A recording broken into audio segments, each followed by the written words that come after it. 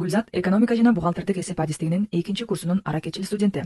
Ал шаардагы Нур Финанс аттуу чакан ишканада практика өтүп жүргөн. Ишкананын жетекчиси Акбаралиев Рыспек мырза анын жоопкерчиликтүүлүгүн байкап, көпчүлүк учурда ага иш кагаздарына тиешелүү иштерди берчү. Бир күнү банктан уюмдун эсептик документтерин жана айлык төлөмдөрдү алып келүү керек болот. Рыспек мырза Гүлзатты чакырып, бүгүнкү биздин компаниянын банктагы эсебинен айлык төлөмдөрдү алуу жана эсеп фактурасынын көчүрмөсүн алуу зарыл болуп жатат.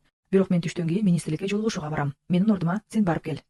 Гүлзат дегенде таң калды. Анткени банкка ишеним катсыз баруу мүмкүн эмес экенин жакшы билчү. Бирок банк документтерди мага береби деди. Рыспек мырза дароо анын атына колу, датасы, аты жөнү, паспорт сериясы, айлык төлөмдүн өлчөмү көрсөтүлгөн ишеним кат жазып, кол коюп, мөөр басып берди. Анда Гүлзат Абсаматовага уюмдун банк эсебинен айлык төлөмдөрдү алуу жана документтердин көчүрмөсүн кабыл алуу укугу берилет деп так жазылган. Гүлзат өзүн чоң жоопкерчиликте сезди. Ал банкка барып, документтерди так жана иреттүү тартипте алды.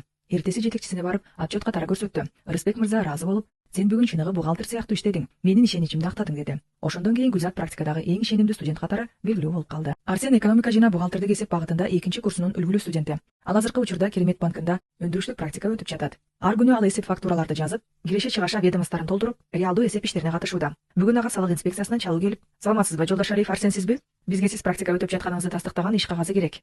Болбосо практика отчетуңуз кабыл алынбайт. Убакыт эртең мененки саат 10:00 чейин. Саламатсызбы, ал кандай документ экенин жана кайдан аларымды түшүндүрүп бере аласызбы? Сиз практика өтүп жатканыңызды далилдеш үчүн сизге окуган жериңизден атайын маалым кат жазып беришет. Анда сиздин аты жөнүңүз, окуу жайдын аталышы, курс, тайпа, практика өтүп жаткан жердин аты жана мөөнөтү көрсөтүлөт. Арсен дароо жетекчисинен уруксат алып коллежге жөнөйт. Коллеждин кабылдамасында кезек узун.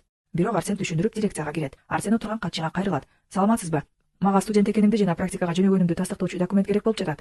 Мага даярдап бере аласызбы дейт. Катчыга бул маалым кат ЭБК 124 тайпасынын студенти Жолдошалиев Арсендин 2025-жылдын 10-мартынан 10-апрелине чейин Керемет банкында өндүрүштүк практика өтүп жаткандыгын тастыктайт деп жазылган маалым катты даярдап берет. Арсен аны колуна алып, коллеждин директоруна кол койдуруп, ошол эле күнү салык инспекциясына жеткирип, отчеттун ийгиликтүү тапшырат. Ал кээде жөнөкөй бир иш кагазы да чоң мааниге ээ экенин түшүнөт.